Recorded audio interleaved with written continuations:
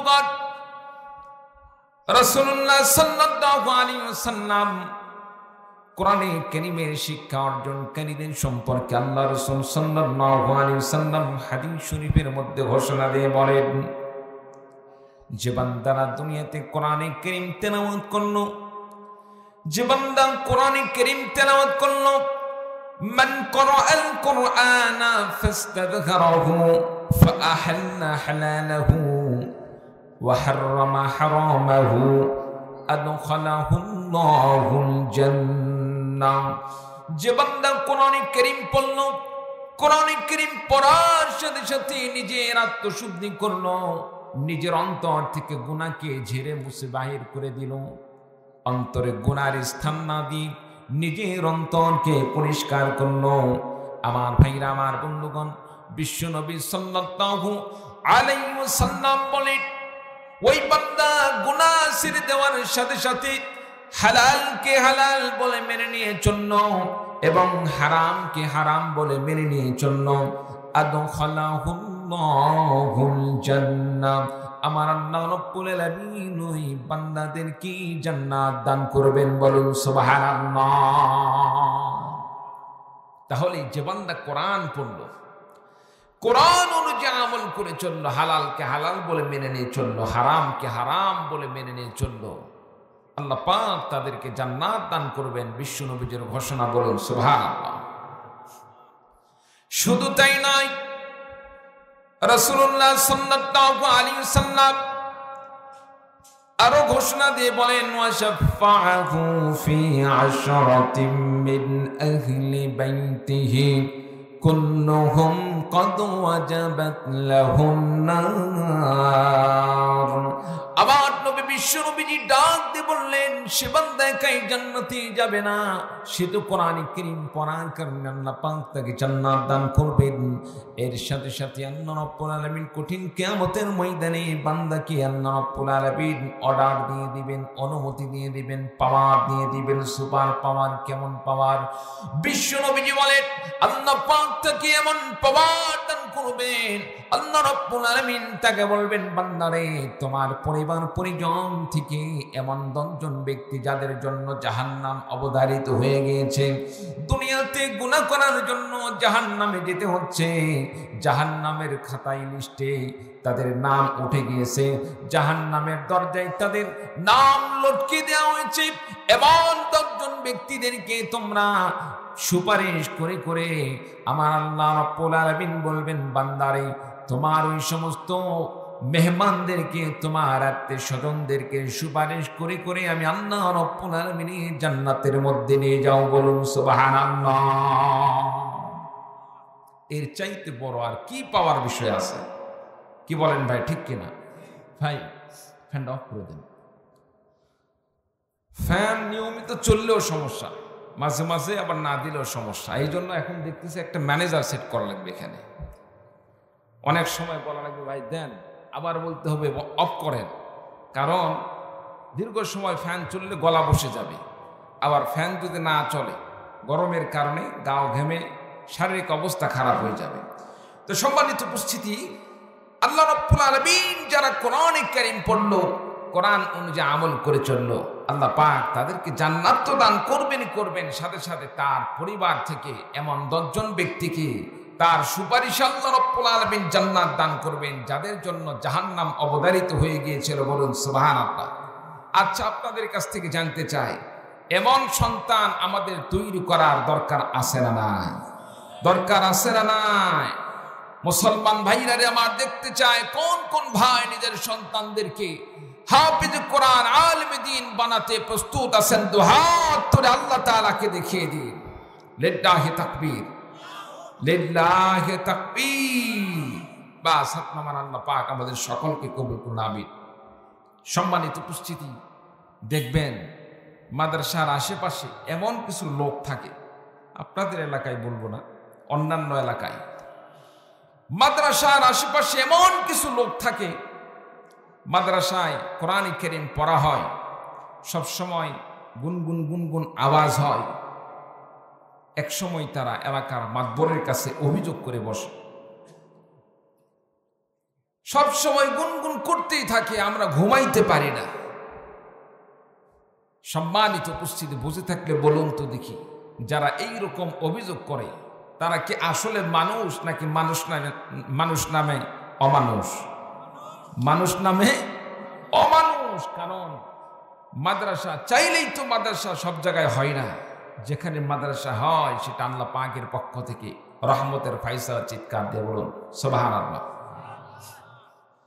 আমার ভাইরা, আমার বন্ধুগণ, যেখানে কোরআন কারীম তেলাওয়াত হয়, কোরআন কারীমের শিক্ষা হয়, কোরআন কারীমের তেলাওয়াত চলতে থাকে, কোরআন কারীমের শিক্ষা চলতে থাকে, আমার ভাইরা, আমার বন্ধুগণ, হাদিস শরীফের মধ্যে পাওয়া যায় কোরআন কারীমের তেলাওয়াতের কারণে, কোরআন কারীমের শিক্ষার কারণে আল্লাহ রাব্বুল আলামিন আশেপাশে যে সমস্ত কবরস্থ ব্যক্তি থাকে, আল্লাহ রাব্বুল আলামিন কোরআন কারীমের তেলাওয়াতের বরকতে আল্লাহ রাব্বুল আলামিন আশেপাশে কবরবাসীদের কবরের আযাবকে আল্লাহ রাব্বুল আলামিন কোরআন তেলাওয়াতের ওসিলায় আল্লাহ পাক মওকুফ করে দেন, বন্ধ করে দেন। বলুন সুবহানাল্লাহ।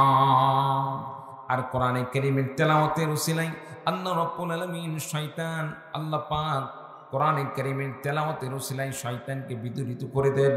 আমার ভাইরা, আমার বন্ধুগণ, যারা কোরআনে কারীম তেলাওয়াত করে, কোরআনে কারীমের পক্ষে থাকে, যারা কোরআনে কারীমের পক্ষে থাকে, আল্লাহ রাব্বুল আলামিন তাদের সম্পর্কে আল্লাহ পাক ঘোষণা দিয়ে বলেন, কিয়ামতের ময়দানে যেদিন আল্লাহ পাক মানুষদেরকে সেদিন হাসরের ময়দানে উঠাবেন, আল্লাহ রাব্বুল আলামিন কোরআনপন্থীদেরকে ডাক দিয়ে বলবেন, যারা দুনিয়াতে কোরআন পড়লো, কোরআনে কারীম শিক্ষা দান করলো, যারা কোরআনে কারীম শিক্ষা প্রতিষ্ঠানে সহযোগিতা করলো, একজন ছাত্রকে হাফিজ হতে গিয়ে তাকে অর্থ দিয়ে সহযোগিতা করলো, প্রাতিষ্ঠানিকভাবে বিভিন্নভাবে তাকে সাহায্য সহযোগিতা করলো, জাগির রাখার মাধ্যমে তাকে ভরণ পোষণ দান করলো, শিক্ষার ব্যবস্থা করে দিল, আল্লাহ রাব্বুল আলামিন কিয়ামতের ময়দানে তাদেরকে বলবেন, ইয়া ইবাদি লা খাউফুন আলাইকুমুল ইয়াওমা ওয়ালা আনতুম তাহজানুন الذين آمنوا بآياتنا وكانوا مسلمين। চিৎকার দিয়ে বলুন আল্লাহু আকবার। আল্লাহ রাব্বুল আলামিন বললেন, কিয়ামতের ময়দানে মানুষের যখন বিষম চিন্তার মধ্যে পড়ে যাবে, টেনশনের মধ্যে পড়ে যাবে, বেকায়দার মধ্যে পড়ে যাবে, আল্লাহ পাক সেদিন বান্দাদেরকে বলবেন, লা খাউফুন আলাইকুমুল ইয়াওমা ওয়ালা আনতুম তাহজানুন। বান্দারে, আজকে তোমার কোনো চিন্তা নাই, তোমার কোনো টেনশন নাই, তোমার কোনো ভয় নেই। আমি আল্লাহ রাব্বুল আলামিন ঘোষণা দিয়ে দিলাম, বান্দারে, তোমরা দুনিয়াতে কোরআন মেনে চলেছো, কোরআনে কারীমের পক্ষে ছিলে, আমি আল্লাহ রাব্বুল আলামিন ঘোষণা দিয়ে দিলাম, আমি আল্লাহ পাক তোমাদের জন্য, আমি আল্লাহ রাব্বুল আলামিন ঘোষণা দিয়ে দিলাম, উদখুলুল জান্নাতা আনতুম ওয়া আজওয়াজুকুম তুহবারুন। জান্নাতের মধ্যে তুমি নিজে প্রবেশ করে নাও এবং তোমার স্ত্রীদেরকে সঙ্গে নিয়ে জান্নাতের মধ্যে প্রবেশ করে নাও, কারণ আমি আল্লাহ রাব্বুল আলামিন তোমাদের জন্য এই জান্নাতকে তো প্রস্তুত করে রেখেছি। বলুন সুবহানাল্লাহ। যারা দুনিয়াতে আল্লাহর প্রতি ঈমান আনয়ন করেছে, ইসলাম মেনে চলেছে, ঈমানের সাথে আমল করে চলেছে, আল্লাহ পাক তাদেরকে হাসরের ময়দানে বলবেন, বান্দা, তোমার কোনো চিন্তা নেই, তোমার কোনো টেনশন নেই, আমি আল্লাহ রাব্বুল আলামিন তোমাদেরকে জান্নাতে যাওয়ার ফয়সালা করে দিলাম। বলুন সুবহানাল্লাহ। আর একটু জোরে বলেন না সুবহানাল্লাহ। সম্মানিত উপস্থিতি, কিছু মানুষদের আমি দেখতেছি মন মানসিকতা কেমন যেন এদিক সেদিক হয়ে গেছে, মনে হচ্ছে কতদিন ধরে যেন ঘুম হয় নাই, কত টেনশন ভিতরে জমা হয়ে আছে। কোরআনের কথা হচ্ছে, কিন্তু কোরআনের কথা শুনেও তাদের মনের মধ্যে তৃপ্তি আসতেছে না। এইরকম এখানে আসারা নাই, দেখা যাচ্ছে কিনা একটু খেয়াল করে দেখেন তো। আপনি তো মনোযোগী আছেন, আর দুই একজনকে দেখা যাচ্ছে কেমন যেন একটু এদিক সেদিক, মানে মনের ভিতরে এক প্রকার অস্থিরতা কাজ করতেছে। কি বলেন ভাইয়া, আছে না নাই? সম্মানিত উপস্থিতি, কোরআনে কারীমের তেলাওয়াত যখন হবে, কোরআনের আলোচনা হবে, আল্লাহ তাআলা কোরআনে কারীমের মধ্যে ঘোষণা দিয়ে বলেন, ইদা কুরিআল কুরআন ফাসতামিউ লাহু ওয়া আনসিতু লাআল্লাকুম তুরহামুন। যখন কোরআনে কারীমের তেলাওয়াত হবে, কোরআনে কারীমের আলোচনা হবে, কোরআনে কারীমের তেলাওয়াত শ্রবণ করো এবং তোমরা চুপ থাকো, যাতে করে আল্লাহ পাকের পক্ষ থেকে রহমত প্রাপ্ত হও। চিৎকার দিয়ে বলুন সুবহানাল্লাহ। আল্লাহ পাকের রহমত আমাদের পাওয়ার দরকার আছে না নাই? এই জন্য একটু মনোযোগী হওয়া দরকার আছে না নাই? মনোযোগী হতে হবে, একটাবার তাকবীর লাগাইতে হবে। রাজি আছেন তো ইনশাল্লাহ? রাজি আছেন তো ইনশাল্লাহ? দেখি তো সামনের আওয়াজ বেশি না পেছনের আওয়াজ বেশি? শুরুতে সকলকে নিয়েই একবার শুরু করে ইনশাল্লাহ। লিল্লাহি তাকবীর, লিল্লাহি তাকবীর। সামনের বাইরে চুপ থাকেন, পিছনের বাবাজি থেকে শুরু করে পিছনের সবগুলা, সামনেরগুলো একটু চুপ থাকবেন, পিছনের ভাইদেরকে একটু আমি চেক করে দেখি ইনশাআল্লাহ। লিল্লাহি তাকবীর। এই তো মাশাআল্লাহ আছে, দেখা যায়। এবার পিছনের ভাইরা চুপ থাকেন, পিছনের ভাইরা চুপ থাকেন, সামনের ভাইদেরকে একটু চেক করি। কি বলেন ভাই, পারা যাবে না? লিল্লাহি তাকবীর। এই তো মাশাআল্লাহ। এখন আর ওই মুড়ি খাওয়ার দিন আর বিড়ি খাওয়ার দিন নাই। এমন একটা দিন ছিল, সারা দিন মিছিলে চিল্লাচিল্লি করে সন্ধ্যাবেলায় গিয়ে সামান্য কিছু মুড়ি মুরকি দিয়ে বিদায় দিয়ে দিত। কি বলেন ভাই, এরকম দিন গেছে কি যায় নাই? আমরা তো ছোটকালে দেখছি, ছোট্টকালে দেখছি, যখন একটু বোঝার মতো বয়স হয়ে গেছে, বিগত 15-16 বছর মন চাইলেও তো দেখার সুযোগ হয় নাই, কারণ ভোটই তো হয় নাই। কি বলেন, ঠিক কিনা? দিনের ভোট রাতে হয়, রাতের ভোট দিনে হয়, এটা কি ভোট? সম্মানিত উপস্থিতি, এক শ্রেণী মানুষের গায়ে জ্বালা পোড়া হতে পারে, জ্বালা পোড়া হলেও কিছু করার নাই। যেটা সত্য সত্য, সত্যকে মিথ্যা বলার কোনো সুযোগ নাই। মনে রাখতে হবে, দুনিয়ায় শেষ নয়। এমন একটি দিন আসবে, এমন একটি দিন আসবে, এই যে অন্যায় করে দেশের বিরুদ্ধে যে সমস্ত তারা দুর্নীতি করেছে, অন্যায় করেছে, দুনিয়ার আদালতে তাদের বিচার না হলেও আল্লাহ পাকের আদালতে কোনো না কোনো দিন তাদের বিচার হবেই হবে। চিৎকার দিয়ে বলুন ঠিক কিনা? আজকে বিভিন্নভাবে তাদেরকে দেশ থেকে বাহির করে দেওয়া হয়েছে। আরামে বাহির হয়ে গেল, আরামে তারা দেশ থেকে বাহির হয়ে গেল, কোনো প্রকার বাধা নাই। হাজার হাজার কোটি টাকা, দেশের টাকা বাহিরে নিয়ে গিয়ে তারা আনন্দ উৎসব করতেছে। তারা মনে করতেছে আমাদেরকে ধরার কি আছে, দুনিয়াতে ধরতে পারলাম না, আমরা বোকা হলাম, ঠিক আছে। কিন্তু আল্লাহ তাআলা তো আর বোকা নয়। আল্লাহ তাআলা কি বোকা নাকি? আল্লাহ তাআলার আদালতে তাদেরকে ধরা খেতেই হবে। চিৎকার দিয়ে বলুন ঠিক কিনা? আমার ভাইরা, আমার বন্ধুগণ, দীর্ঘদিন পর্যন্ত আমরা লক্ষ্য করে দেখেছি, কোরআনে কারীমের তাফসীর করা হলে কোরআনে কারীমের তাফসীর গুলোকে বন্ধ করে দেওয়া হতো। ভালো ভালো মুফাসসিরদেরকে কোরআনে কারীমের তাফসীরের জন্য মাহফিলে দাওয়াত করা হলে মাহফিল বন্ধ করে দেওয়া হতো। ওই দলের নেতা খেতাদেরকে কোরআনের মাহফিলে তাদেরকে অতিথি না বানালে কোরআনে কারীমের মাহফিলকে বন্ধ করে দেওয়া হতো। আমার ভাইরা, আমার বন্ধুগণ, যারা কোরআনে কারীমকে পাওয়ার পরে কোরআনে কারীম থেকে মুখ ফিরিয়ে নিল, কোরআন অনুযায়ী নিজের জীবন পরিচালনা করল না, সারা জীবন কোরআনে কারীমের বিরুদ্ধাচরণ করল, আল্লাহ রাব্বুল আলামিন তাদের সম্পর্কে ঘোষণা দিয়ে বলেন, ওয়ামান আ'রাদা আন যিকরি ফাইন্না লাহু মাঈশাতান দানকা ওয়া নাহশুরুহু ইয়াওমাল কিয়ামাতি আ'মা। আল্লাহ রাব্বুল আলামিন বলেন, যারা কোরআনে কারীম থেকে মুখ ফিরিয়ে নিল, আমি আল্লাহ রাব্বুল আলামিন তাদের জীবিকা ব্যবস্থাকে সংকীর্ণ করে দিব। ওয়া নাহশুরুহু ইয়াওমাল কিয়ামাতি আ'মা, কঠিন হাসরের ময়দানে আমি আল্লাহ রাব্বুল আলামিন তাদেরকে অন্ধ করে উঠাবো। আল্লাহ রাব্বুল আলামিন তাদেরকে কিয়ামতের ময়দানে অন্ধ করে উঠাবেন। ক্বালা রাব্বি লিমা হাশারতানি আ'মা, সেদিন সেই সমস্ত বান্দারা আল্লাহ রাব্বুল আলামিনের কাছে আরজ করে বলবেন, আয় আল্লাহ রাব্বুল আলামিন, আমাকে কেন অন্ধ করে উঠানো হলো? ক্বালা রাব্বি লিমা হাশারতানি আ'মা ওয়া ক্বাদ কুনতু বাসীরা, দুনিয়াতে তো আমার সুন্দর দুইটি চক্ষু ছিল, কিন্তু আমাকে অন্ধ করে ওঠানো হলো। দুনিয়াতে আমার সুন্দর দুইটি চক্ষু ছিল, আজকে কেন অন্ধ করে ওঠানো হলো? ক্বালা কাযালিকা আতাতুকা আয়াতুনা ফানাসিতাহা ওয়া কাযালিকাল ইয়াওমা তুনসা। আল্লাহ রাব্বুল আলামিন বলবেন, বান্দারে, দুনিয়াতে আমি তোমাকে কোরআনে কারীম দান করেছিলাম। কোরআনে কারীমকে পাওয়ার পরে তুমি কোরআন পড়ো নাই, কোরআন বুঝো নাই, কোরআন অনুযায়ী আমল করে চলো নাই। কোরআনে কারীম যেখানে শিক্ষা দেওয়া হয়েছে সেই প্রতিষ্ঠানের সাথে শত্রুতা করতে, যারা কোরআনে কারীমের পক্ষে আন্দোলন করত, কোরআনে কারীমের বিধান দিয়ে রাষ্ট্র পরিচালনা করার স্বপ্ন দেখত, কোরআনে কারীমের পক্ষে যারা সংগ্রাম চালাইতো, তাদেরকে দিনে দুপুরে বিভিন্নভাবে তোমরা নির্যাতন করেছো, অত্যাচার করেছো, জুলুম করেছো। কোরআনে কারীম থেকে তোমরা মুখ ফিরিয়ে নিয়েছিলে।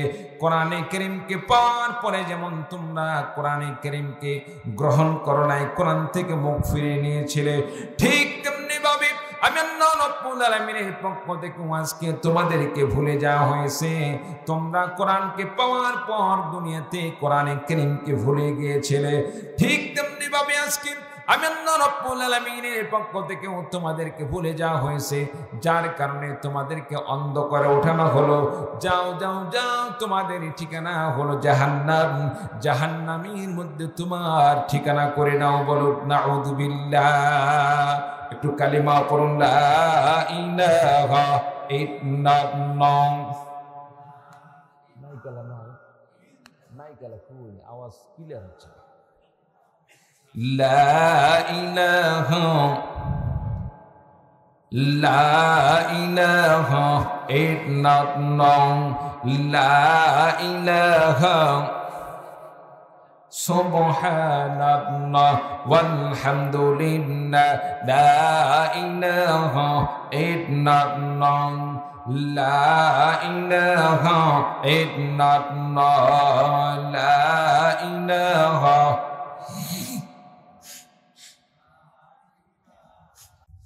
লা ইলাহা ইল্লাল্লাহু মুহাম্মাদুর রাসূলুল্লাহ সাল্লাল্লাহু আলাইহি ওয়াসাল্লাম। আমার ভাইরা, আমার বন্ধুগণ, এর দ্বারা স্পষ্ট হয়ে যায় যেন কোরআনে কারীমকে পড়বে, কোরআন অনুযায়ী আমল করে চলবে, কোরআনের পক্ষে থাকবে। কোরআনে কারীমের আন্দোলনে যারা শরীক হয়ে নিজের জীবনকে আল্লাহর রাস্তায় কোরবানি করে দিবে, কোরআনে কারীমের সংগ্রামে শামিল হয়ে নিজের জীবনকে উৎসর্গ করে দিবেন, আল্লাহ রাব্বুল আলামিন তাদেরকে জান্নাত দান করবেন। আর যারা কোরআনে কারীমকে পাওয়ার পরে যারা কোরআন মানল না, কোরআন অনুযায়ী আমল করে চলল না, কোরআন না মানার কারণে, কোরআনের পক্ষে না থাকার কারণে, কোরআনের পক্ষে সংগ্রাম না করার কারণে, কোরআনকে ভুলে যাওয়ার কারণে আল্লাহ রাব্বুল আলামিন কিয়ামতের ময়দানে, হাসরের ময়দানে তাদেরকে আল্লাহ রাব্বুল আলামিন অন্ধ করে উঠাবেন। বলুন নাউযু বিল্লাহ। সম্মানিত উপস্থিতি, এই জন্য আমাদেরকে কোরআনে কারীমের পক্ষে থাকতে হবে, কোরআনে কারীম অনুযায়ী আমল করে চলতে হবে। মাইকটা একবার বাংলা হয়ে গেছে ভাই, ডিজিটাল মাইক হিসাবে ইকো মিক্সার যা আছে একটু সিস্টেম করে দাও। সম্মানিত উপস্থিতি, তাহলে কোরআনে কারীম আল্লাহ রাব্বুল আলামিন, আল্লাহ পাক কোরআনে কারীম দান করেছেন। এই কোরআনে কারীম যদি আপনি আমি পড়ি, লাভ আছে না নাই? জোরে বলেন, লাভ আছে না নাই? সম্মানিত উপস্থিতি, কোরআনে কারীম পড়লে লাভ, কোরআন বুঝলে লাভ, কোরআন অনুযায়ী আমল করে চললে লাভ। আপনাকে আমাকে সকলকে দুনিয়া থেকে বিদায় নিয়ে চলে যেতে হবে। আমরা কেহই দুনিয়াতে চিরস্থায়ী থাকার জন্য আসি নাই, আমাদেরকে বিদায় নিয়ে চলে যেতে হবে, মৃত্যুবরণ করতে হবে। ইন্তেকালের পরে আপনাকে আমাকে সেখানে আল্লাহ পাকের হাসরের ময়দানে সেখানে হাজিরা দিতে হবে। আমরা কেহই দুনিয়াতে থাকবো না। দুনিয়া থেকে বিদায় নেওয়ার আগে আপনার আমার কেমন হওয়া দরকার, আপনার আমার নিজেকে কিভাবে গড়ে তোলা দরকার। সম্মানিত উপস্থিতি, মৃত্যুর পরে আপনাকে আমাকে কবরে যাইতে হবে। আপনি আমি যদি নেক কাজ করে যাই, আমল করে যায় কবরটা জান্নাতের বাগানে পরিণত হয়ে যাবে। আর যদি নেক কাজ করতে না পারি, আমল করতে না পারি, কবরটা জাহান্নামের টুকরা, জাহান্নামের একটি টুকরায় পরিণত হবে। বলুন নাউযুবিল্লাহি মিন যালিক। আমার ভাইরা, আমার বন্ধুগণ, আমার নবীর কন্যা হযরত মা ফাতিমা রাদিয়াল্লাহু তাআলা আনহা যেদিন ইন্তেকাল করেন, মা ফাতিমা রাদিয়াল্লাহু তাআলা আনহার ইন্তেকালের দিনে রোজারত অবস্থায় মা ফাতিমা রাদিয়াল্লাহু তাআলা আনহা ইন্তেকাল করেছিলেন। যেদিন ইন্তেকাল করেন সেদিনও তিনি রোজা রেখেছিলেন। আমার ভাইরা, আমার বন্ধুগণ, রাত্রিবেলা মা ফাতিমা রাদিয়াল্লাহু তাআলা আনহা স্বপ্ন যুগে দেখতেছেন বিশ্বনবী সাল্লাল্লাহু আলাইহি সাল্লাম ঘরের মধ্যে এসে অন্ধকারে কি যেন খুঁজতেছেন। আমার নবী বিশ্বনবী সাল্লাল্লাহু আলাইহি সাল্লাম অন্ধকারের মধ্যে কি যেন খুঁজতেছেন। মা ফাতিমা রাদিয়াল্লাহু তাআলা আনহা নবীজিকে বললেন, বাবা গো, আপনি কি খুঁজতেছেন? আপনি কি খুঁজতেছেন? নবীজি বললেন, ফাতেমারে, আমি তোমার কাছে এসেছি, তোমার কাছে সাক্ষাৎ করার জন্য এসেছি, একটি কথা বলার জন্য এসেছি।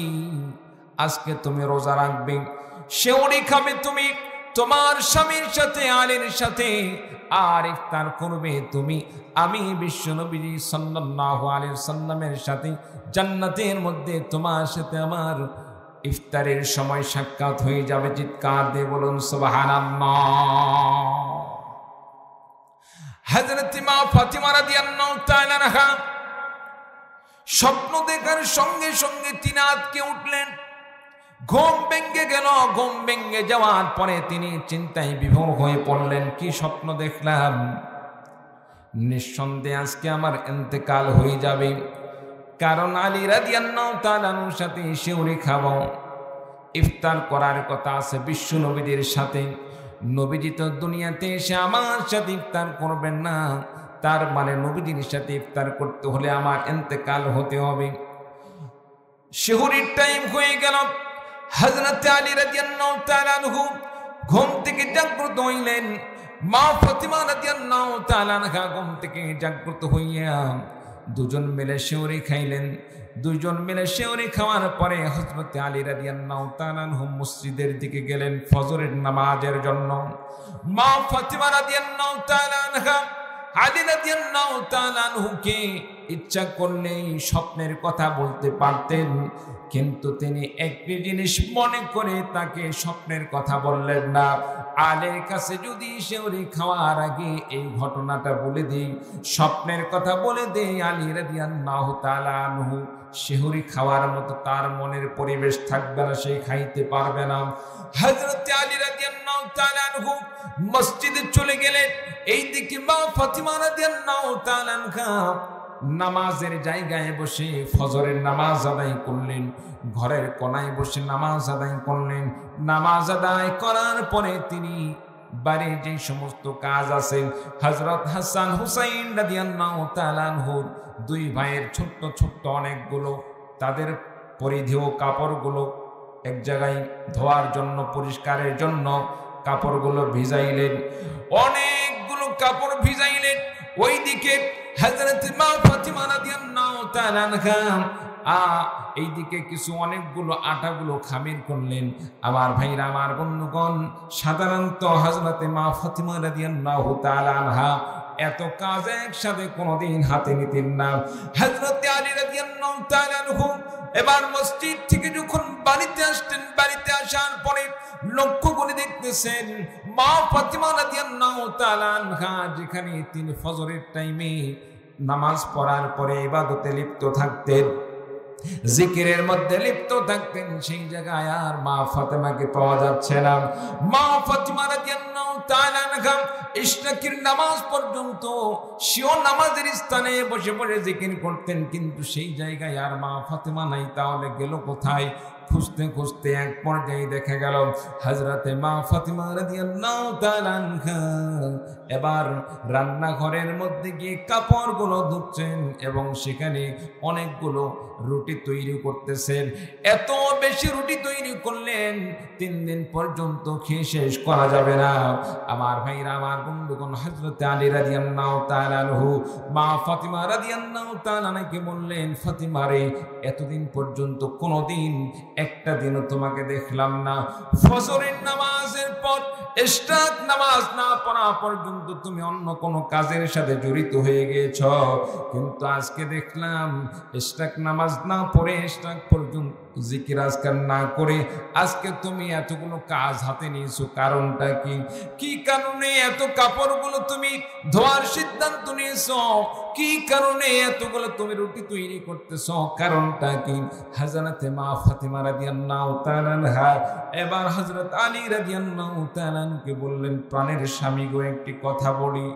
আজকে রাত্রিতে আমার নবী বিশ্ব নবী সাল্লাল্লাহু আলাইহি সাল্লামকে আমি স্বপ্নে দেখলাম।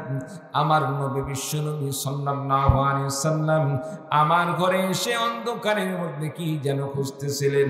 আমি নবীজিকে বললাম, বাবা আপনি কি খুঁজতেছেন, কেন এসেছেন? নবীজি বললেন, ফাতিমা রে, আজকে আমি তোমার সাথে সাক্ষাতের জন্য এসেছি, এই জন্য যে আজকে তুমি সেওরি খাবে তোমার স্বামী আলীর সাথে আর ইফতার করবে আমি বিশ্ব নবীজির সাথে জান্নাতের মধ্যে। বলুন সুবহানাল্লাহ। হযরত আলী রাদিয়াল্লাহু তাআলা আনহু যখন এই কথাটি শুনলেন, শোনার সঙ্গে সঙ্গে আলী রাদিয়াল্লাহু তাআলা আনহু ভেঙে পড়লেন। অন্তরটা ভেঙে চূর্ণ বিচূর্ণ হয়ে গেল, কান্নায় জড়িত হয়ে গেলেন, কান্না শুরু করে দিলেন। সম্মানিত উপস্থিতি, এক পর্যায়ে হযরতে আলী রাদিয়াল্লাহু তাআলা আনহু হযরত আলী রাদিয়াল্লাহু তাআলা আনহু তার বুঝতে বাকি থাকলো না। রাসূল সাল্লাল্লাহু আলাইহি সাল্লাম, সাউন্ড একটু কমে দাও তো ভাই, একটু কমে দাও সাউন্ড। রাসূল সাল্লাল্লাহু আলাইহি সাল্লাম তিনি যে স্বপ্নটা দেখান, রাসূল সাল্লাল্লাহু আলাইহি সাল্লামকে যদি কোনো স্বপ্নের মধ্যে দেখা হয়, রাসূল সাল্লাল্লাহু আলাইহি সাল্লামকে স্বপ্নে দেখা এটা কোনোদিন মিথ্যা হতে পারে না। কারণ শয়তান কোনোদিন রাসূলুল্লাহ সাল্লাল্লাহু আলাইহি সাল্লামের স্বপ্নে আসতে পারে না। রাসূল সাল্লাল্লাহু আলাইহি সাল্লামকে কোনো ব্যক্তি যদি স্বপ্নেতে দেখেন, সেটা সত্য স্বপ্ন হয়ে থাকে, তার মানে হচ্ছে রাসূলুল্লাহ সাল্লাল্লাহু আলাইহি সাল্লাম যেটা বলে গেছেন যে সেহরি খাবে হযরত আলী রাদিয়াল্লাহু তাআলা আনহুর সাথে আর ইফতার করবে হযরত বিশ্বনবী সাল্লাল্লাহু আলাইহি সাল্লামের সাথে, তার মানে হচ্ছে মা ফাতিমা রাদিয়াল্লাহু তাআলা আনহা সেহরি খেয়ে রোজা রাখার পরে আজকে সারা দিনের মধ্যে কোনো না কোনো সময় দুনিয়া থেকে বিদায় নিয়ে চলে যাবে। হযরত আলী রাদিয়াল্লাহু তাআলা আনহু কান্না করতেছেন, চিন্তায় বিভোর হয়ে পড়লেন। মা ফাতিমা রাদিয়াল্লাহু তাআলা আনহা কান্না করছেন। দুজনকে ধরে কান্না শুরু করে দিলেন। হযরত আলী রাদিয়াল্লাহু তাআলা আনহু কান্না করবেন না কেন? মা ফাতিমা রাদিয়াল্লাহু তাআলা আনহা এমন একজন রমণী ছিলেন যাকে হযরত আলী রাদিয়াল্লাহু তাআলা আনহু এত ভালোবাসতেন, এত মহব্বত করতেন, নিজের কলিজার টুকরা হিসাবে ভালোবাসতেন। আমার ভাইরা, আমার বন্ধুগণ, হযরত আলী রাদিয়াল্লাহু তাআলা আনহু নবীজি কন্যা হযরত মা ফাতিমাকে এত বেশি ভালোবাসতেন, ইন্তেকালের পরে মা ফাতিমা রাদিয়াল্লাহু তাআলা আনহার কবরের পাশে গিয়ে বারবার কবিতা আবৃত্তি করতেন আর কবরের পাশে সেখানে সময় দান করতেন। আমার ভাইরা, আমার বন্ধুগণ, হযরত আলী রাদিয়াল্লাহু তাআলা আনহু এবার যখন কান্নারত অবস্থায় এভাবে চিন্তার মধ্যে পড়ে গেলেন, মা ফাতিমা রাদিয়াল্লাহু তাআলা আনহা কান্না করতেছেন। ওই দিকে হযরত হাসান হুসাইন রাদিয়াল্লাহু তাআলা আনহুমা দুইজন মা ফাতিমা রাদিয়াল্লাহু তাআলা আনহার কাছে এসে তারা খেলাধুলা করা শুরু করে দিল। এক পর্যায়ে মা ফাতিমা রাদিয়াল্লাহু তাআলা আনহা হযরত হাসান হুসাইন রাদিয়াল্লাহু তাআলা আনহুমাকে বললেন, বাবারে, তোমরা আজকে একটু তোমার নানমণি, তোমাদের নানু হযরত বিশ্বনবী সাল্লাল্লাহু আলাইহি সাল্লামের রওজার কাছে গিয়ে সেখানে সালাম দিতা নবীজির সাথে একটু কথাবার্তা বলে আসো, নবীর সাথে একটু সেখানে সালাম বিনিময় করে আসো। হযরত হাসান হুসাইন রাদিয়াল্লাহু তাআলা আনহুমা দুইজন বিশ্বনবীজি সাল্লাল্লাহু আলাইহি সাল্লামের রওজার পাশে চলে গেলেন। নবীজির রওজার কাছে গেলেন। এইদিকে হযরতে মা ফাতিমা রাদিয়াল্লাহু তাআলা আনহা হযরত আলী রাদিয়াল্লাহু তাআলা আনহুকে বললেন, প্রাণের স্বামী গো, আপনার কাছে আমার কয়েকটি আবেদন। তার মধ্যে প্রথম আবেদন হলো, আজকে আমি হয়তো দুনিয়া থেকে বিদায় নিয়ে চলে যাব, তবে আপনার কাছে আমার আবেদন, আমার ইন্তেকালের কাছে আপনার কাছে একটি আবেদন, সেটা হলো আপনি আমাকে দয়া করে মাফ করে দিবেন। জীবনে আপনাকে আমি অনেক কষ্ট দিয়ে ফেলেছি, আমার মাধ্যমে হয়তো আপনি অনেক কষ্ট পেয়েছেন, দয়া করে আপনি আমাকে মাফ করে দিবেন। আর যদি মাফ না করেন, মাফ না করার কারণে কিয়ামতের ময়দানে যদি আল্লাহ রাব্বুল আলামিনের আদালতে আমার বিচার শুরু হয়ে যায়, আর সেদিন যদি আল্লাহ রাব্বুল আলামিনের বিচারের সময় আমার অপরাধের কারণে আমার বাবার মানহানি হয়ে যায়, এটা বড় কষ্টকর হয়ে যাবে। আপনার কাছে আমার আবেদন, আমাকে একবার হলেও মাফ করে দেন। হযরত আলী রাদিয়াল্লাহু তাআলা বললেন, ফাতেমা রে, তুমি কি কথা বলো? তুমি তো এমন একজন রমণী, আল্লাহ রাব্বুল আলামিন জান্নাতি রমণীদের মধ্যে সর্দারনী হিসেবে তোমাকে কবুল করেছেন। আমি তো তোমার উপযুক্ত ছিলাম না। তোমার বাবা দয়া করে মায়া করে বিশ্ব নবীজি তোমার সাথে আমার বিবাহ ব্যবস্থা করেছেন। আসলে আমি তো তোমার সাথে বিবাহের উপযুক্ত ছিলাম না। বলুন সুবহানাল্লাহ। সম্মানিত উপস্থিতি, হযরতে মা ফাতিমা রাদিয়াল্লাহু তাআলা আনহা কেমন মেয়ে ছিলেন। ইন্তেকালের আগে হযরত আলী রাদিয়াল্লাহু তাআলা আনহুকে বললেন, আমার মাধ্যমে যদি কোনো কষ্ট পেয়ে থাকে আমাকে মাফ করে দেন। ইন্তেকালের পরে যদি আমার এই অপরাধের কারণে বিচার হয়, সেদিন বড় লজ্জিত হয়ে যাব। আর আমার বিচার হইলে সবচাইতে আমার বাবা বিশ্বনবীজি বেশি লজ্জিত হবে, কারণ নবীর মেয়ের যদি এই রকম বিচারের সম্মুখীন হতে হয়, এর চাইতে বড় লজ্জার বিষয় আর কি হতে পারে? আমার ভাইরা, আমার বন্ধুগণ, হযরত মা ফাতিমা রাদিয়াল্লাহু তাআলা আনহা হযরত আলী রাদিয়াল্লাহু তাআলা আনহুর কাছে অনেকটা আবেদন করলেন, প্রাণের স্বামী গো, আমার ইন্তেকালের পরে আরেকটি কাজ করতে হবে। আমাকে রাতের আধারে দাফন কাফন করবেন। আমাকে জানাজার জন্য, জানাজা দেওয়ার জন্য হাজার হাজার লক্ষ লক্ষ মানুষের সমাগম করার দরকার নাই। আলী রাদিয়াল্লাহু তাআলা আনহু বললেন, কেন? নবী কন্যা দুনিয়া থেকে বিদায় নিয়ে চলে যাবে, আর সেই জানাজায় হাজার হাজার লক্ষ লক্ষ মানুষ সমাগম হবে, তারা জানাজায় শরীক হবে, এটাই তো স্বাভাবিক। মা ফাতিমা রাদিয়াল্লাহু তাআলা আনহা এবার আলী রাদিয়াল্লাহু তাআলা আনহুকে বললেন, প্রাণের স্বামী গো, আমি বিশ্ব নবীজির কন্যা, আমাকে যখন জানাজার সময় এত হাজার হাজার মানুষের সামনে উপস্থিত করা হবে, লক্ষ লক্ষ মানুষের সামনে উপস্থিত করা হবে, আমাকে যখন কাফন পরানো হবে, কাফন পরানোর পর যখন কবরে রাখা হবে, এই কাফনের কাপড় দেখে অনেকে আইডিয়া করতে পারবে বিশ্ব নবীজির কন্যা কেমন ছিল, পাতলা ছিল না মোটা ছিল, তার দেহটা কেমন ছিল, লম্বা ছিল না বেটে ছিল। বিশ্ব নবীজির কন্যা আমি মা ফাতিমা, আমার দেহ নিয়ে যদি দুনিয়ার মানুষেরা এইরকম ভাবে অনুমান করে, আখিরাতে আল্লাহ রাব্বুল আলামিনের কাছে সেদিন আমি পর্দার বিষয় না, আমি কি জবাবদিহিতা করব? এই জন্য মা ফাতিমা রাদিয়াল্লাহু তাআলা বললেন, আমাকে লক্ষ লক্ষ মানুষ দিয়ে জানাজা দিতে হবে না, মানুষের সংখ্যা বড় বিষয় নয়, রাতের আধারে আমাকে এমন ভাবে গোপন ভাবে জানাজা করে আশেপাশের লোকদের জানাজা পড়ে আমাকে দাফনের ব্যবস্থা করো, যাতে করে আখিরাতে আল্লাহ রাব্বুল আলামিনের কাছে আমি একটু জবাবদিহিতা করতে পারি, আল্লাহ পাকের কাছে আমি জবাবদিহিতা করতে পারি। দুনিয়াতে আমি পর্দার বিষয়ে কোন প্রকার আমি কমতি করি নাই। বলুন সুবহানাল্লাহ। সম্মানিত উপস্থিতি, বর্তমান পরিবেশটা কেমন? বর্তমান পরিবেশে পর্দার পরিবেশ তো আমাদের সমাজ থেকে দিন যাচ্ছে, উঠে যাচ্ছে। পর্দা পুশিদা নাই বললেই চলে, বরং পর্দার নামে বর্তমান যেটা চলতেছে এক প্রকার ফ্যাশন।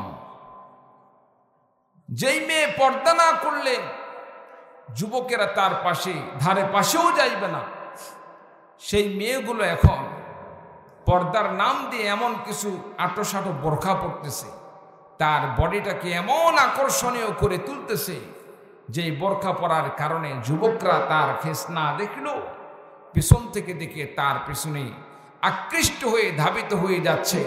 সম্মানিত উপস্থিতি, এর দ্বারা স্পষ্ট হয়ে যায় বর্তমান সমাজে এই রকম পোশাকগুলো, যেগুলো পোশাক পরলে মানুষের বডি ল্যাঙ্গুয়েজ সবকিছু বোঝা যায়, এগুলো পোশাক পরেও পোশাক না পরার মতো। চিল্লা বলুন ঠিক কিনা? এই সমস্ত বোরখা, যেই বোরখা পরলে কোমরের মাপ, বডির মাপ সব কিছু বোঝা যায়, এই সমস্ত বোরখা পরে কোনোদিন জান্নাতের আশা করা যায় না। এগুলো পরলে জাহান্নামে যাওয়া ছাড়া কোনো উপায় নাই। সুতরাং নিজের মেয়েদেরকে, নিজের পরিবারকে এমন বোরখা পরিধান করাতে হবে যে বোরখা পরিধান করালে পুরোটা বডিটা সেফ থাকবে, পর্দা পুশিদা থাকবে, মানুষ বুঝতে পারবে না সে আসলে বয়স্ক মেয়ে নাকি অল্প বয়স্ক মেয়ে। সম্মানিত উপস্থিতি, আমাদের সকলের পরিবারে মা বোনদেরকে এইরকম পর্দার মধ্যে নিয়ে আসতে হবে। চেষ্টা করবো তো ইনশাল্লাহ? চেষ্টা করা যাবে তো ইনশাল্লাহ? আল্লাহ পাক আমাদের সকলকে তৌফিক দান করুন, আমিন। আমার ভাইরা, আমার বন্ধুগণ, হযরত হাসান হুসাইন রাদিয়াল্লাহু তাআলা আনহুমা বিশ্বনবী সাল্লাল্লাহু আলাইহি ওয়াসাল্লামের দরবারে গেলেন, নবীজির রওজার পাশে গেলেন। নবীজির রওজার পাশে গিয়ে হাসান হুসাইন রাদিয়াল্লাহু তাআলা আনহুমা নবীজি সাল্লাল্লাহু আলাইহি ওয়াসাল্লামকে সালাম জানালেন। নবীজির রওজার সাথে কান লাগিয়েছেন, সেখানে কি যেন নবীজির সাথে তাদের দুইজনের কথা হচ্ছে। নবীজি সাল্লাল্লাহু আলাইহি সাল্লাম হাসান হুসাইনকে লক্ষ্য করে বলেন, নানু ভাই তোমরা কেন আজকে এখানে এসেছ? হাসান হুসাইন এইবার বিশ্ব নবীজিকে বললেন, নানু ভাই আমার মা তো আপনার কাছে পাঠিয়ে দিয়েছেন আপনার সাথে কিছু ভালোবাসা বিনিময় করার জন্য। বিশ্ব নবীজি বললেন, হাসান হুসাইন বাইরে তোমরা তাড়াতাড়ি বাড়িতে চলে যাও, আজকের দিন অন্ততপক্ষে তাড়াতাড়ি বাড়িতে চলে যাও। যেই মা তোমাদেরকে আমার কাছে পাঠিয়েছে ওই মার কাছে চলে যাও।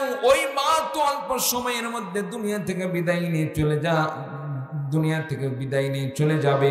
ওই মাকে চিরজন্মের মনে একটা বার আজকে দেখে নাও।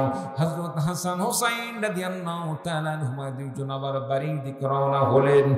বাড়িতে পৌঁছার পরে লক্ষ্য করে দেখলেন নবীজি যেই মায়ের কাছে পাঠাইলেন ওই মা দুনিয়াতে নাই। হযরত মা ফাতিমা রাদিয়াল্লাহু তাআলা আনহা দুনিয়া থেকে বিদায় নিয়ে চলে গেছে। হাসান কান্না করেন, হুসাইন কান্না করেন, হযরত আলী রাদিয়াল্লাহু তাআলা আনহু কান্না করেন। আমার ভাইরা, আমার বন্ধুগণ, যার মা নাই সে বুঝতে পারে মা হারা ব্যথা কেমন। যার বাবা নাই সেই বুঝতে পারে বাবার ব্যথা কেমন। আমার ভাইরা, আমার বন্ধুগণ, হযরত হাসান হুসাইন রাদিয়াল্লাহু তাআলা আনহুমা কান্না শুরু করে দিলেন। আমার ভাইরা, আমার বন্ধুগণ, এইদিকে হযরত আলী রাদিয়াল্লাহু তাআলা আনহুকে যখন মা ফাতিমা রাদিয়াল্লাহু তাআলা আনহা এইরকম ভাবে কয়েকটা আবেদন করলেন, পর্দার সাথে রাতের বেলায় দাফনের জন্য যখন হযরত আলী রাদিয়াল্লাহু তাআলা আনহুর কাছে আবেদন করলেন, আল্লাহর নবী বিশ্ব নবী সাল্লাল্লাহু আলাইহি সাল্লাম হযরত আবু যর গিফারি রাদিয়াল্লাহু তাআলা আনহুকে স্বপ্ন যোগে জানিয়ে দিলেন, আবু যর গিফারি আমার কন্যা মা ফাতিমা দুনিয়া থেকে বিদায় নিয়ে চলে গেছে, তার কবরের ব্যবস্থা করো, দাফন কাফনের ব্যবস্থা করো। গভীর রাত্রিতে হযরত আলী রাদিয়াল্লাহু তাআলা আনহুর বাড়িতে মা ফাতিমা রাদিয়াল্লাহু তাআলা আনহার কাফনের ব্যবস্থা করা হচ্ছে, কোনো জায়গায় খবর দেওয়া হয় নাই। ইতিমধ্যে আবু যর গিফারি রাদিয়াল্লাহু তাআলা আনহু মা ফাতিমা রাদিয়াল্লাহু তাআলা আনহার বাড়িতে যখন উপস্থিত হলেন, বাড়িতে উপস্থিত হওয়ার পরে দরজায় নক করলেন, সালাম দিলেন। আলী রাদিয়াল্লাহু তাআলা আনহু গেট খুললেন। হযরতে আবু যর গিফারী রাদিয়াল্লাহু তাআলা আনহু এবার আলী রাদিয়াল্লাহু তাআলা আনহুকে বললেন, আলী ভাই, নিঃসন্দেহে মা ফাতেমা দুনিয়া থেকে বিদায় নিয়ে চলে গেছেন। হযরত আলী বললেন, আবু যর গিফারী ভাই, এই খবর তো আমরা কারো কাছে প্রকাশ করি নাই, তুমি কোথায় থেকে খবর পাইলে? হযরতে আবু যর গিফারী রাদিয়াল্লাহু তাআলা আনহু বললেন, আলী ভাই, আমি ঘুমন্ত অবস্থায় আমি লক্ষ্য করে দেখলাম বিশ্ব নবীজি আমার কাছে এসে খবর দিয়ে যাচ্ছেন, আবু যর গিফারী রে, আমার কলিজার টুকরা মা ফাতেমা দুনিয়া থেকে বিদায় নিয়ে চলে গেছেন। মা ফাতেমার দাফন কাফনের ব্যবস্থা কর। চিৎকার দিয়ে বলুন সুবহানাল্লাহ। হযরত আবু যর গিফারী রাদিয়াল্লাহু তাআলা আনহু, আমার ভাইরা, আমার বন্ধুগণ, কবর খনন করলেন। কবর খনন করার পরে তখন তিনি যখন কবর থেকে উঠে আসবেন, এমন সময় কবরকে কয়েকবার প্রশ্ন করলেন। কবরকে কয়েকবার তিনি একটি জিনিস আবেদন করলেন, কবর রে, তোমার মাঝে আজকে যে মেয়েটি আসবে, এটা সাধারণ কোনো মেয়ে নয়, বিশ্ব নবীজির মেয়ে। ইনি হলেন হাসান হুসাইনের মাতা, এমন একজন মেয়ে যিনি হলেন হযরত আলী রাদিয়াল্লাহু তাআলা আনহু, যিনি শেরে খোদা, তার স্ত্রী বিশ্ব নবীজির কন্যা হাসান হুসাইনের মা। মা ফাতেমাকে তোমার মধ্যে রাখা হবে। খবরদার, খবরদার, তুমি মা ফাতেমার সাথে কোনো প্রকার যেন বেয়াদবি করিও না। কবর থেকে আওয়াজ আসলো, আমি হাসান হুসাইনের মাকে চিনি না, আমি বিশ্ব নবীজির কন্যাকে চিনি না, আমি হযরত আলীর স্ত্রীকে চিনি না, আমি শুধু তাদেরকে আমি চিনি যারা দুনিয়াতে নেক আমল করে, তাদের জন্য আমি কবরটা জান্নাতের বাগান হয়ে যায়। চিৎকার দিয়ে বলুন সুবহানাল্লাহ। আর যে সমস্ত বান্দারা দুনিয়াতে অন্যায় করে, গুনাহ করে, আল্লাহ পাকের সাথে নাফরমানি করে, গীবত শিকায়েত করে, আল্লাহ পাককে অস্বীকার করে, তারা যদি গুনাহ নিয়ে আমি কবরের মধ্যে আসে, আমি কবর তাদের জন্য জাহান্নামের টুকরা হয়ে যায়। দুপাশ থেকে এমন ভাবে চাপ মারি, যার মাধ্যমে পাঁজরের হাড্ডিগুলো, এক পাশের হাড্ডিগুলো আরেক পাশের হাড্ডির ভিতরে ঢুকে যায়। আমার ভাইরা, আমার বন্ধুগণ, এমন কঠিন মুহূর্ত আসার আগে আপনাকে আমাকে সেই কবরে যাওয়ার জন্য এমন প্রস্তুতি গ্রহণ করতে হবে যে আমল করলে কবরগুলোকে আল্লাহ পাক আপনার জন্য, আমার জন্য জান্নাতের বাগান বানিয়ে দিবেন। বলুন সুবহানাল্লাহ। সম্মানিত উপস্থিতি, এমন আমলগুলো আপনাকে আমাকে করতে হবে যে আমলগুলো করলে আপনার আমার কবর, আপনার আমার জন্য কবরগুলো আল্লাহ তাআলা জান্নাতের বাগান বানিয়ে দিবে। এজন্য একটি জিনিস মনে রাখতে হবে, কবর কোন বংশের পরিচয় দিয়ে, কোন বংশের পরিচয় দিয়ে, বাবার পরিচয় দিয়ে কবর কারোর সাথে ভালো আচরণ করবে এইরকম ইতিহাস নেই। বরং কবর প্রত্যেকটা ব্যক্তির আমল দেখবে, বান্দার আমল নামায় কি আছে, বান্দা কি আমল করলো, সে সৎ পথে ছিল নাকি অসৎ পথে ছিল। এই জন্য আমাদেরকে সময় থাকতেই কবরের জন্য প্রস্তুতি গ্রহণ করতে হবে। রাজি আছেন তো ইনশাআল্লাহ? রাজি আছেন তো ইনশাআল্লাহ? আল্লাহ পাক আমাদের সকলকে কবুল করেন। সকল বলে আল্লাহুম্মা আমিন। বা সাতমান কালিমা পড়ুন, লা ইলাহা ইল্লাল্লাহ, লা ইলাহা